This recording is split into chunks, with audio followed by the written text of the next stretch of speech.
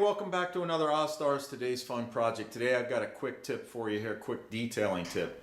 If you polish your car, wash your car, dry your car, all that good stuff, the paint can get damaged. You can get swirl marks in there, which are light scratches. Hopefully I can leave a clip of that in the video right here.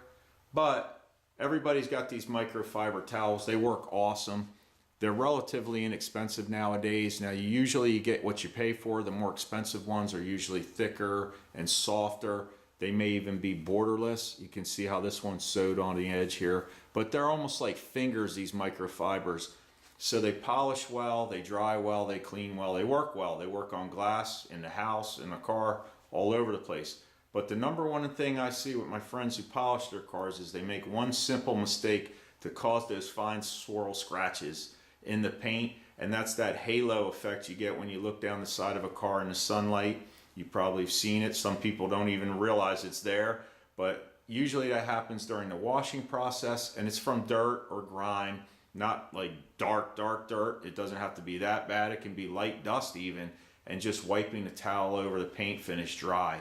But the number one thing to do is, if you have a microfiber, and I don't care what quality it is, the first thing when you get a microfiber is they usually unless they're borderless, which means they don't have this sewn on edge, first thing you want to do is right here.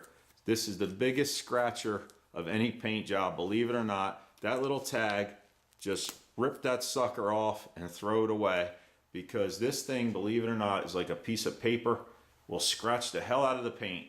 So to prevent scratches, remove your tags. That's basically all this video is about. I may show you a little clip of some light swirl scratches and what that can do. All right, so take a look right here. You can see the light scratches. They look kind of like spider webs, or some people call them halos.